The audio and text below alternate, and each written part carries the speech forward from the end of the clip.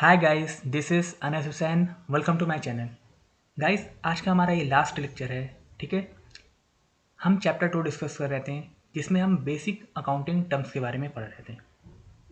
आज का हमारा ये लास्ट लेक्चर है। प्रीवियस लेक्चर में हम ऑलरेडी कई टर्म्स के बारे में पढ़ चुके हैं।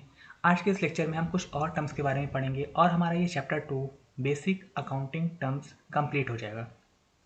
आज की पहली टर्म है एक्सपेंडिचर। एक्सपेंडिचर क्या होता है? Expenditure refers to spending of money to get goods and services or to attain some benefit are known as expenditure. Expenditure क्या होता है? किसी भी गुड्स और सर्विस को अटेन करने के लिए जो पैसा हम खर्च करते हैं उसे हम कहते हैं एक्सपेंडिचर।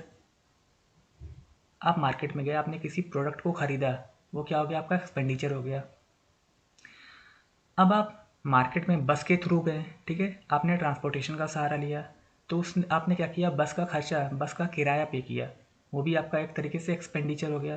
तो वो सारे खर्चे, वो सारे अमाउंट जो कि हम खर्च करते हैं किसी भी गुड्स या फिर सर्विस को अटेन करने के लिए, सर्विस या गुड्स को लेने के लिए, वो हमारा होता है एक्सपेंडिचर। क्लियर हुआ? बट एक्सपेंडिचर भी दो तरह के होते हैं। एक होता है रेवेन्यू एक्सपेंडिचर, दूसरा होता है capital expenditure. The expenditure incurred to attain a short-term benefit, i.e. less than 1 year, are termed as revenue expenditure or expense, such as goods purchases, rent paid, etc. अब ऐसे खर्चे, ठीक है, ऐसी जगह जब हम पैसा लगाते हैं, ठीक है, ऐसी जगह जब हम पैसा खर्च करते हैं जो कि हमें एक शॉर्ट टर्म के लिए फ़ायदा पहुंचाती हैं, एक शॉर्ट टर्म के लिए बेनिफिट देते हैं, जनरली हम कह सकते हैं लेस देन 1 ईयर।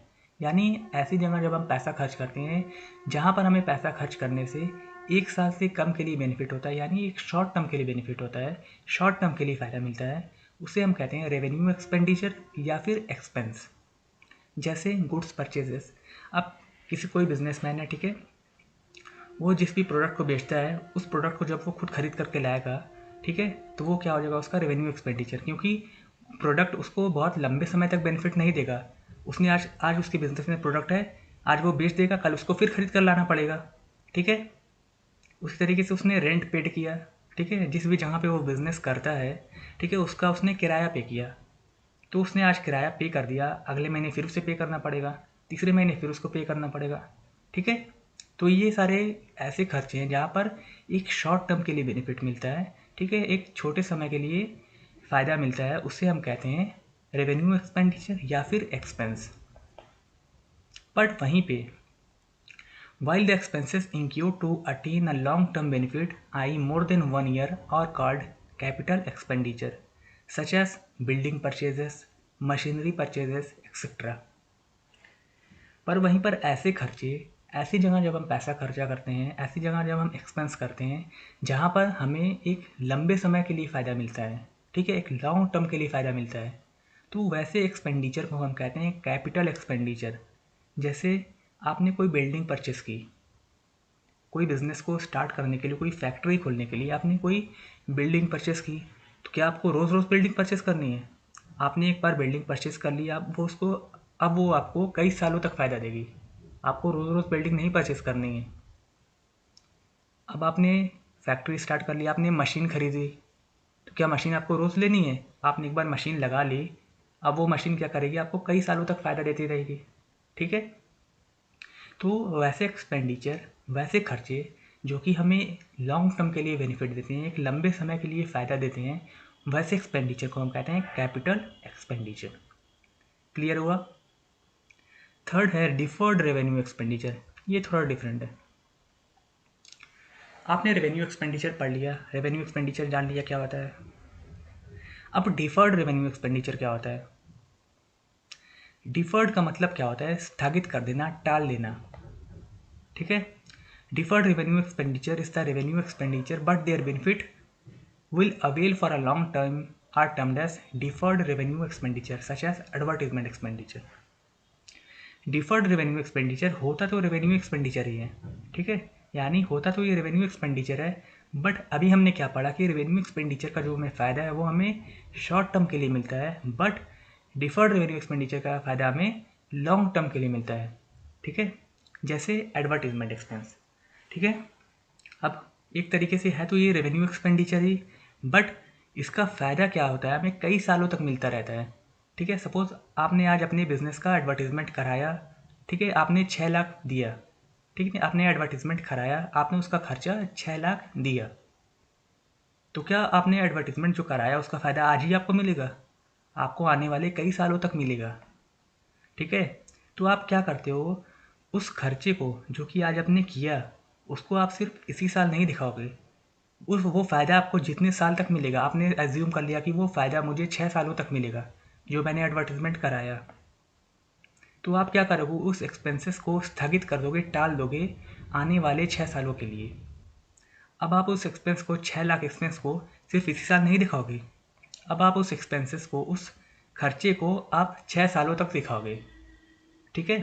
तो ये क्या कर रहे हैं, आप एक्सपेंडिचर को डिफर्ड कर दे रहे हैं, टाल दे रहे हैं, स्थगित कर दे रहे हैं आने वाले सालों के लिए। तो वैसे एक्सपेंडिचर को हम कहते हैं डिफर्ड रेवेन्यू एक्सपेंडिचर। क्लियर हुआ कंसेप्ट? तीनों कंसेप्ट की कैपिटल एक्सपेंडिचर क्या होता है, रेवेन्यू एक्सपेंडिचर क्या होता है और डिफर्ड रेवेन्यू एक्सपेंडिचर क्या होता है। अब देखते हैं नेक्स्ट टर्म क्या है हमारी। नेक्स्ट टर्म है ड्राइंग्स। ड्राइंग्स क्या होती है?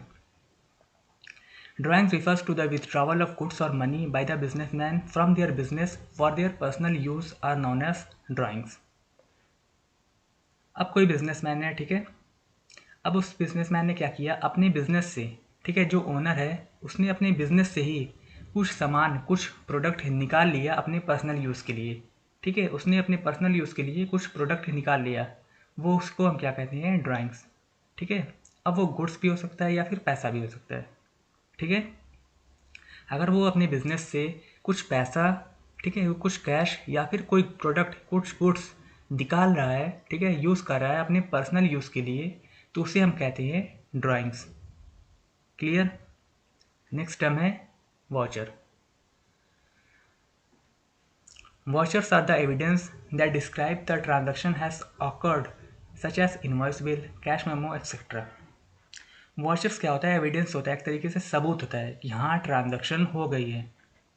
आपने कहा कि मैंने 10,000 का मोबाइल ख़रीदा है, मैंने कहा मुझे नहीं यकीन है, क्या सबूत है तुम्हारे पास कि तुमने 10,000 का फ़ोन ख़रीदा है? तो आपने क्या किया कि मुझे दिखाया कि इनवॉइस बिल, ठीक है, देखो मेरे पास इनवॉइस बिल है, मेरे पास कैश मेमो है, ठीक है, तो मैंने देखा कि हाँ तुमने लिया है फ़ोन, ठीक है। तो वो क्या कर रहे हैं, आप एक तरीके से एविडेंस की तरह यूज़ कर रहे हैं कैश मेमो को या फिर इनवॉइस को, आप एक तरीके से एविडेंस की तरह यूज़ कर रहे हैं कि हाँ देखो मैंने परचेस किया है फ़ोन, ठीक है। तो उसी को हम कहते हैं वाउचर, जैसे कैश मेमो हो गया या फिर इनवॉइस हो गया, ठीक है। तो इसी को हम कहते हैं वाउचर, और एक तरीके से हम इसे एविडेंस की तरह यूज़ करते हैं कि हाँ ट्रांजैक्शन हुई है, ठीक है, उसे हम कहते हैं वाउचर। क्लियर हुआ वाउचर? अब देखते हैं last term, that is discount.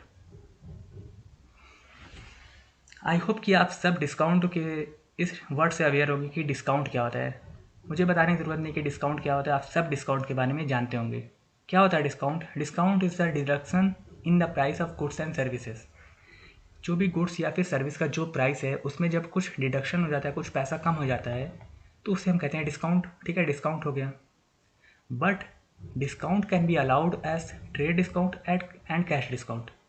But ये दो टर्म अलग हैं, ठीक है, इसके बारे में आप नहीं जानते होंगे या फिर ये थोड़ी नई टर्म है। Trade discount and cash discount, ये क्या होता है? Trade discount generally it is allowed to every buyer during sales, but in certain case,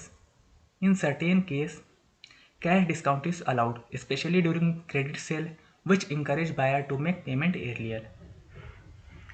trade discount क्या होता है? जो कि जनरली हर किसी को मिलता है, हर बायर को मिल जाता है, ठीक है। आप मार्केट में सामान लेने गए, ठीक है, आपने फ़ोन परचेस किया, तो जो सेलर था उसने क्या कहा कि 10,000 का फ़ोन है, ठीक है, आपने कहा भाई कुछ डिस्काउंट कर दो, तो उसने क्या किया, चलो 9,500 का ले लो, तो 500 वो क्या हो गया, ट्रेड डिस्काउंट हो गया। कोई बिजनेसमैन है, वो किसी फैक्ट्री से गया बल्क में सामान खरीदने, ठीक है, तो जब उसने सामान खरीदा तो उसको कुछ डिस्काउंट मिल गया उस पर, वो क्या, ट्रेड डिस्काउंट, जनरली हर बाहर को मिल जाता है, ठीक है। बट इन सर्टेन केसेस, कुछ खास केसेस में, कुछ स्पेसिफिक केसेस में कैश डिस्काउंट दिया जाता है। कौन से केसेस में? स्पेशली ड्यूरिंग क्रेडिट सेल, यानी जब उधार सेलिंग होती है तो उस केसेस में ज़्यादातर कैश डिस्काउंट दिया जाता है। जैसे कोई बिज़नेस है, ठीक है, अब कोई बायर आया, उसने कुछ सामान, कुछ प्रोडक्ट उधार में खरीदा, ठीक है, किसी बिजनेस, कोई बिजनेसमैन है, ठीक है, और एक बायर आया, उस बायर ने उस बिजनेस से कुछ सामान उधार खरीदा, ठीक है, तो उसने सामान खरीद करके ये बोला कि मैं ये पेमेंट 3 महीने बाद करूँगा, ठीक है, ये पेमेंट मैं 3 महीने बाद करूँगा। पर जो सेलर था उसको कुछ पैसों की ज़रूरत थी, ठीक है, अर्जेंटली उसको इसी टाइम कुछ पैसों की ज़रूरत थी। तो उसने क्या सोचा कि उसने क्या कहा कि अगर तुम मुझे ये पेमेंट, ठीक है, जो बायर था उससे सेलर ने कहा कि अगर तुम ये पेमेंट मुझे अभी कर दोगे, यानी 3 महीने बाद नहीं, ठीक है, 3 महीने बाद नहीं, अगर तुम ये पेमेंट मुझे 3 दिन के अंदर कर दोगे तो मैं इस पेमेंट पे से जो पैसा मैं तुमसे ले रहा हूँ उसमें से मैं पैसा और कम कर दूंगा। जैसे अगर मैं 10,000 का कोई प्रोडक्ट बेच रहा हूँ, ठीक है, जैसे कोई सेलर है, ठीक है, वो 10,000 का सामान क्रेडिट पे, उधार पे बेच रहा है, ठीक है, तो जो बायर होगा, ठीक है, उसको ट्रेड डिस्काउंट तो मिलेगा ही, ठीक है, जनरली ट्रेड डिस्काउंट वो तो मिलेगा ही। बट अगर क्रेडिट सेल है, ठीक है, वहाँ पर जो बायर आया, ठीक है, उसने क्या कहा, उसने क्रेडिट में 10,000 का सामान खरीद लिया, अब उसने कहा कि मैं तुम्हें इसका पेमेंट 3 महीने बाद दूंगा। पर जो सेलर था उसको कुछ पैसों की अर्जेंटली नीड थी, उसको ज़रूरत थी पैसों की। उसने क्या कहा कि अगर तुम मुझे ये पेमेंट 3 दिन के अंदर ही कर दोगे तो मैं ये प्रोडक्ट, ठीक है, 10,000 तुमसे ना लेकर के मैं तुम्हें 7,000 में ही ये प्रोडक्ट दे दूंगा, ठीक है, यानी जो प्रोडक्ट मैं तुम्हें 10,000 का बेच रहा हूँ, जो तुम्हें 10,000 मुझे पेमेंट करनी थी, तुम 10,000 मुझे पेमेंट ना करो, तुम मुझे 60,000 पेमेंट करो, ठीक है, लेकिन 3 दिन के अंदर कर दो। तो यहाँ पर जो 3,000 का डिस्काउंट हो रहा है उस डिस्काउंट को हम कहेंगे कैश डिस्काउंट, ठीक है। तो यहाँ पर एक तरीके से जो सेलर है वो इंकरेज कर रहा है, ठीक है, एक तरीके से इंकरेज कर रहा है कि जो बायर है वो पेमेंट जल्दी कर ले, एरियर कर दे, ठीक है। तो उस सिचुएशन में जो डिस्काउंट प्रोवाइड किया जाता है उस डिस्काउंट को हम कहते हैं कैश डिस्काउंट। क्लियर हुआ ट्रेड डिस्काउंट, कैश डिस्काउंट क्या होता है? ओके। तो ईजिली अगर सिंपल लैंग्वेज में कहें तो ट्रेड डिस्काउंट जनरली जो कि हर बायर को मिल जाता है, ठीक है, जनरली वो हर किसी को मिल ही जाता है, ठीक है, बट किसी सर्टेन केसेस में, ठीक है, कोई ऐसा केस आया, ठीक है, जहाँ पर पेमेंट की रिक्वायरमेंट होती है, ठीक है, अगर कोई सेलर है उसको किसी पैसे की ज़रूरत है और बायर ये कह रहा है कि मैं तुम्हें पेमेंट बाद में दूंगा, ठीक है, और जो सेलर उसको पेमेंट की पैसों की ज़रूरत है, तो वो क्या करेगा, एक तरीके से उसको इंकरेज करेगा बायर को कि तुम पेमेंट अभी कर दो, तब मैं उस पर तुम्हें कुछ और डिस्काउंट दे दूंगा, कुछ एक्स्ट्रा डिस्काउंट दे दूंगा। तो उसी एक्स्ट्रा डिस्काउंट को हम कहते हैं कैश डिस्काउंट। क्लियर हुआ? ओके। तो यहाँ पर हमने ऑलमोस्ट हर तरह की टर्म के बारे में डिस्कस कर लिया है।